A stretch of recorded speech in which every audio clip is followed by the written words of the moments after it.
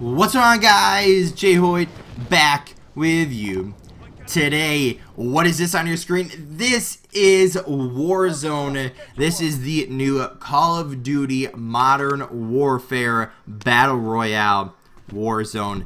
And this is the first game, not my first game, but it's the first game I'm showing on my channel. It's the first game I've actually recorded, just because I wanted to bring you guys kind of my thoughts and everything on Warzone, since obviously I've played pretty much every Battle Royale that's come out, and you know, whether it's just been a few times or whether I've played it, you know, rather hardcore or, you know, grinded the game. I've played a lot of them, so I kind of know what I like and don't like about Battle Royales. So first thing is, in Warzone, right, there's 150 people that start in this map, but the map is also a little bit bigger than the average Battle Royale map. So more people equals more kills, but then you have a bigger map, but you still have a lot of, you know, times where there's no action. So that's kind of the first thing that I'm not a huge fan with this game. And personally, when you play Fortnite or when you played H1Z1 or PUBG or Apex or anything, usually you'd find gunfights rather quickly.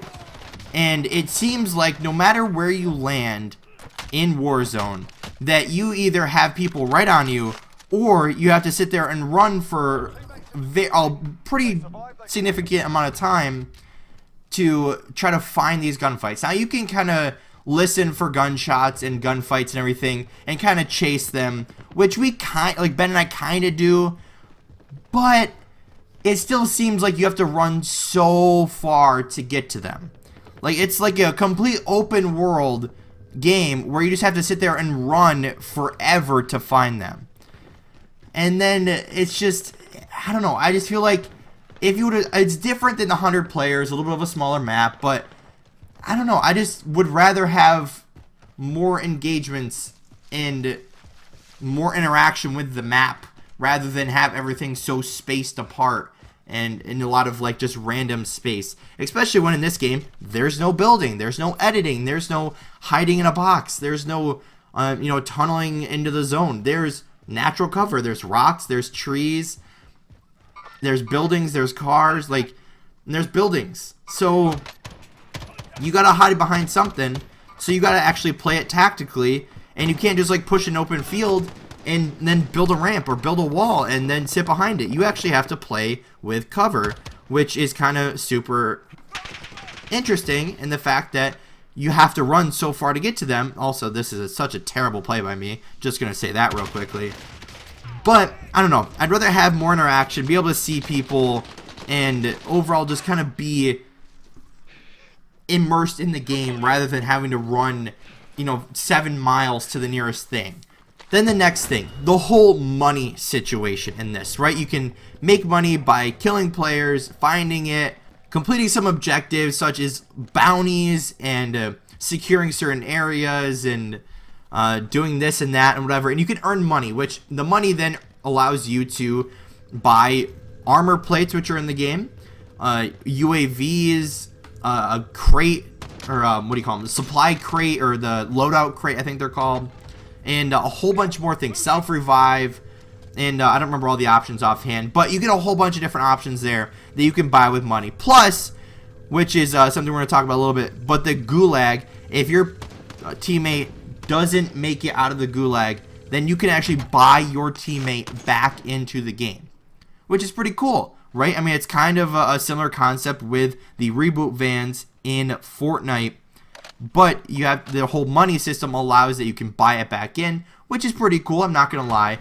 That also, like I already said, the gulag, which is such a weird name. I don't know if it actually means something or if it's just like a random name they threw in there, but this allows you earlier in the game, I think it's for the first like 18 minutes or 15 minutes or something like that, that if you die completely, like if you get knocked, get taken out, or you just straight up die, you can go into this gulag, which is basically gunfight, which is a 1v1 or could be other people, but in this case it's a 1v1 to get back into the game. So they randomize your loadout with usually a primary or just a pistol and tacticals and frag grenades or whatever with random guns and everything, and you fight, and whoever wins that gets back in the game. You redeploy, you can go where the heck you want, and then you could probably link back up with your teammates and, you know, get back in and fight just like normal. For the person that loses, though, they are now dead, which they could be bought back with that money. So then getting money is super important.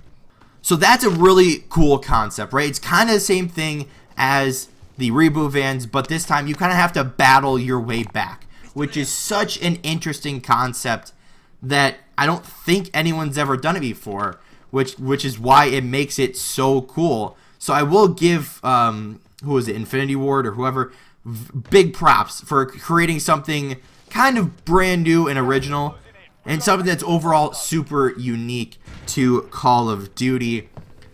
But then this leads me to kind of my biggest, I'd say, gripe with the game, and that is the loadout drops. Now, if you don't know what they are, basically you can buy this supply drop that allows it to drop down, and it's a big crate, and you basically get to pick a pre-made class from a class that you can make. So if you wanted the class that I have, being an M4 with all my favorite attachments, and then my sniper with all my favorite attachments, with my favorite tactical and lethal grenade, you can then go to that crate and pick that class. So if you wanted an M4 and a sniper rifle like I do, you could go make that class, and then when you're in game, you can call in that loadout drop and you can pick that class, and then that's your class now. So you can basically upgrade from a pistol and a shotgun to your personalized class. Now, again, it's a very unique concept. I think it's rather original. I guess it's okay, but it's super overpowered. Because if you have a thermal sniper like I do, you can see people from pretty much all the way across the entire map. So being able to buy one of those for, I think it's like $6,000 in game, that you can get these rather easily, especially if you kill a couple people, maybe do a bounty, maybe just find some money on the ground. You can get it almost right off the start of the game, pretty much every single time. And after you get that loadout crate, every other gun in the game is irrelevant. So all those guns you just spent an hour looking for and trying to find these best weapons, as soon as you get that loadout crate, everything else is gone. You don't care about it. You just need ammo at that point. So looting people, or not looting people, looting like buildings kind of becomes irrelevant. Now you're just in fights and getting all of that ammo and everything off from those people. And although I think that's a little kind of whack in a sense, that as soon as you get this thing, like every other thing in the game is irrelevant, right? You look at Fortnite, right? You have all of your guns, and you can upgrade said guns to different levels that make them better and have better accuracy or damage or whatever it has it in the upgrades. It increases the level of them. That in this case, like I said, as soon as you get your loadout, as soon as you get your M4 or sniper, your submachine gun, whatever, that everything else is irrelevant. Like, you still have your armor plates, you still have, I guess you could change out your tacticals, and just say if you have just a sniper class and you have a pistol to back that up, you can then swap your pistol for an AR that you already had on the ground. So that is an interesting concept, but you still have to look at it. As soon as you get that weapon, or that weapon loadout crate, that basically right off the start of the game, you don't have to loot any other buildings. You can just run from fight to fight to fight and not really do any looting. You no longer have to look in buildings unless you run low on ammo or something. Then maybe you have to go in there.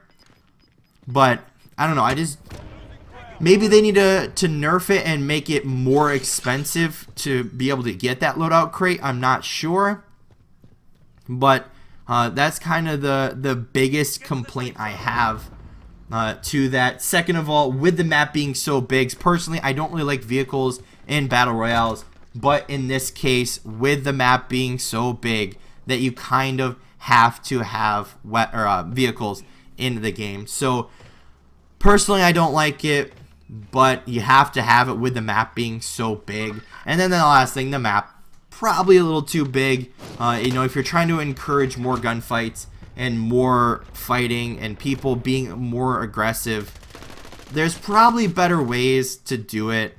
And you know, having cars and everything always creates the problem of you can shoot out of them, so you can kind of just drive by, throw a grenade, you know, shoot a rocket launcher, you know, whatever the case may be.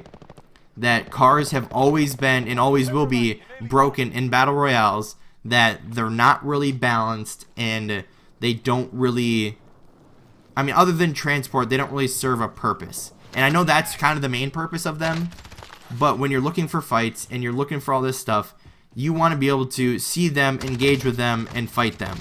I don't want to have to sit behind a car and then try to blow it up, or, you know, try to move around the car. Like, I don't want to do that. I want to fight. I want to get involved. You know, I want to try to, you know, work on my movement, work on my shot, work on all that stuff. Not work on trying to drive a car, put in the perfect position, and, you know, all that. No, I'm not interested in that. But as this game wraps up, we end up getting taken out after trying to jump off a building, which actually was another cool thing in this game, has redeploy, so that's pretty cool. But like I said, this is kind of the end of the game here. Ben ends up kind of getting outnumbered here after I get sniped after I jumped off a building. So unfortunate ending to this game, but I hope you guys did enjoy my thoughts on the new Call of Duty Modern Warfare Battle Royale Warzone. And if you guys are enjoying it too, let me know down in the comment section below. If you did enjoy, hit the like button down below if you haven't already, hit the subscribe button. And as always, guys, we'll see you next time.